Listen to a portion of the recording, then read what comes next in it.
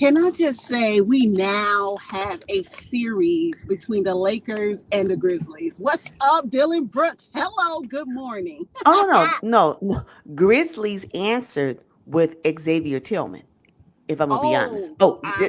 that was the answer on yesterday's game. I said, well, I mean, if he continue to own the paint like that, Grizzlies may be all right. Oh, I was so happy for the role players. I mean, Tyus Jones came in for Jean Yes. Morant. Big shoes to fill, but he was up for the task. I really like what I seen from Xavier. Yeah, and then also Dylan Brooks. I mean, I just can't get enough. The way he agitated, the way he D'd up LeBron. I don't think LeBron was ready for all that. You know what? Not only LeBron, but AD looked to be struggling a little bit too. Oh They were yeah. on him, and I'm not mad at Ken Carr. I said, okay. Oh, now see what I said in game one. I didn't think the Grizzlies played at their pace. Oh, they sped it up in game two. I mean, they were like sprinting.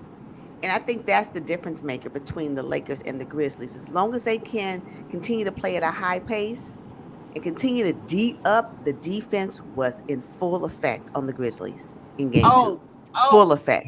yes, yes. But you know, Rui Hashimura was a bright spot for the Los Angeles Lakers. I mean, without him, we may have been looking at a blowout because you didn't get nothing from D'Angelo Russell. You didn't Nothing. get anything from Jared Vanderbilt. And as you mentioned, AD was just like a shell of himself. I don't He know what couldn't was get. going on.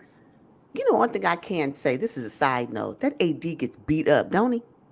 Oh, Why he gets so beat up? You he know, the he is. I can guarantee you, throughout the whole game, and this is just not this game, but game one as well. He is guaranteed to get some type of nick, bump that's going to take him a few seconds to recover. I'm like, oh my gosh, he's so I accident know. prone. He really Oh, is. I it's don't know if crazy. he's just clumsy, if he's just, I don't know, but he now last night he got a bruise on his eye. I mean, it's, Right.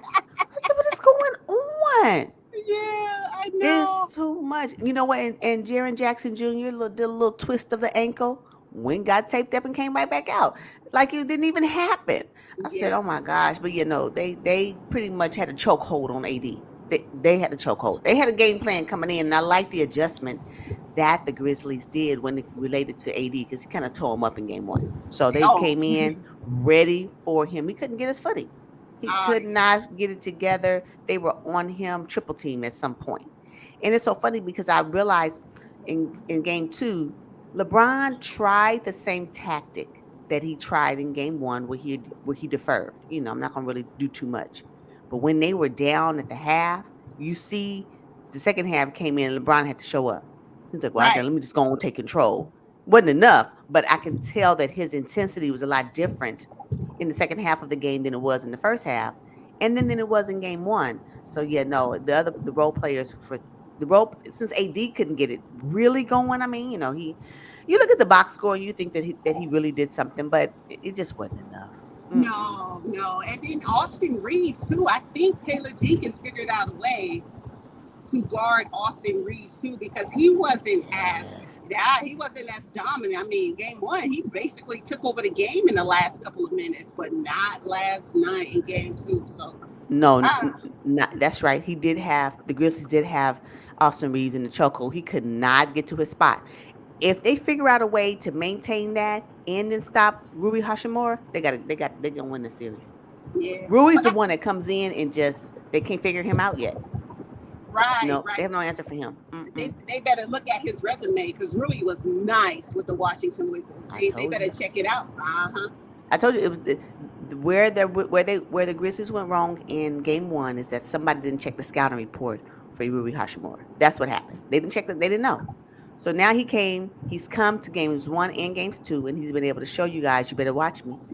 I'm here. You better put some respect on my name. I know. Speaking of respect, now I don't know if you had a chance to catch the post interviews with Dylan Brooks, but they asked him about how he was defending LeBron and talking back to LeBron, talking smack basically. And Dylan was like, "I don't care. He's old. I poke the bear. That's what I do." I said, "Yes." We need that in the NBA because a lot of guys, they're friends. And I Yes. just kind of like the villain. I like the I don't like you. I'm here to snatch your heart out on the court. I'm here for that. I think this is a really good look for Dylan Brooks, on the biggest stage against the Los Angeles Lakers. And yeah, for the Grizzlies as a whole, and especially last night without Ja Morant. Especially they put, you know what's funny? It works for Dylan Brooks as long as they're winning. It goes sour when they start to lose.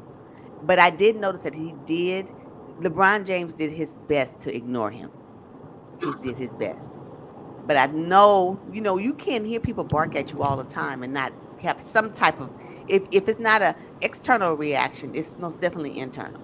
And I was like, Uh-huh. I wish he was. I'm quite sure LeBron was like, I wish he would shut up. But again, it only works if Dylan Brooks can continue to, and the Grizzlies can continue to match their words. Their actions can match their words. And it showed up last night. It was really, really good. I was glad that the Grizzlies made adjustments and made the game, tied the series 1-1. I'm glad they did that. Because had they go down 2-0, I just would have been like, what's the point? You know? Yeah, especially going back to Los Angeles for games 3 and 4. Now, what is your prediction? Do you think the Grizzlies can go into LA and split that split the 2 games as well? Or Yes, absolutely. okay. I think they can pull out one. If they do two, series is over. But I think they can pull out one, most definitely. Hmm. Okay. I'm looking forward to it. I'll tell you that. There were a couple of other games on last night. Miami Heat and the Milwaukee Bucks. Kind of figured the Bucks would come out strong. They did not want to go down 0-2 and lose 2 games, especially on their home court. I knew that wasn't happening. Yeah, no, I'm glad they did tie the series as well. It only makes it right that the series is tied. And unfortunately, Miami took a huge loss with Tyler Hero being out. A huge loss. So we'll see how they manage. But again, I knew the Bucks would be okay. They may have been shook up the first game just with, Giannis going out in quarter one of game one. But I knew the Bucks was going to recover. They have enough pieces to actually pretty much shut this whole series down. So the one win that the Miami Heat squeezed out so far, they can get another one, that'd be great. But I still, think the Bucks will be ahead when we're talking about moving to round two of the playoffs. Absolutely. And then the third game was the oh my God, Denver Oh, Nuggets. Denver Nuggets in the Minnesota Timberwolves. oh my gosh. Let's do that again. Poor Nuggets. Better put some respect on their name. What?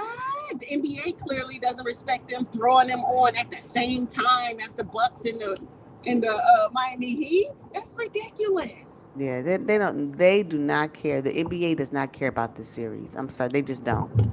And I'm sorry, neither do I. So Oh my God. Yeah, it's not looking good. The Minnesota Timberwolves. I know that they're tired, coming in from the play-in. Then you have to play the number one team in the Western Conference. But I think with them going home and the sighting of Anthony Edwards with he had 41 points or he something did. Yeah, last night. Yeah, but yeah. the Denver Nuggets had a balanced effort. I mean, just across come on. They're so deep. They're so deep. You know what? Let me just tell you, welcome back Jamal Murray with his 41 points. I know for a fact that Jamal Murray was a missing piece last season. I Yes. really can't wait to see how far the Nuggets go with him being back on his game. And when I did see him do his after the game interview on the court, and you could tell he looked so like full, like relieved, like I can't believe I'm back. I just can only Uh-huh. imagine being out for as long as you've been out, sitting on the sideline watching your team get it, and you couldn't get in on the action. So him to be able to put up 41 pieces this particular game in game two, I know that was huge for him, his self-esteem, and also for what the Nuggets needed because whatever they're doing right now, although I'm not really as in tune to this game as I probably should be, I know that when the Nuggets moved around two, I'm gonna be ready. So I'm glad Yes. that Jamal Murray is getting his playoff stamina back. It's good. It's good for the Nuggets. It's good for the Nuggets. It's good for their opportunity to go deep in the playoffs. Oh yeah, yeah. And the Joker was up to his usual tricks. Oh I'm my telling. God, he's just so talented. MVP worthy talent. Well, I don't know about that. I don't know about We'll that. soon find out. That's for sure. Who are they announcing today? I wonder. I don't know. I know. Shout out to Mike Brown, Coach of the Year. As they should. Uh, Unanimous. De'Aaron Fox, Clutch Player of the Year. Semi-unanimous. I knew it. I knew when the results came out that Jimmy Butler and what's his name, DeMar Ooh, DeRozan would uh-huh. stop it. DeMar DeRozan didn't even have any first place points. I'm saying, you know what, this is ridiculous. Yeah. That was a shame. I like that they put out the results though, so we can see. Yeah, De'Aaron Fox was most definitely a shoo-in, and it was so perfect because he received the award and they won game 2. It's just like it just kind of worked out. It was just a great way to end his day, I think. It was nice. Okay, so what we looking forward to tonight? Who's playing?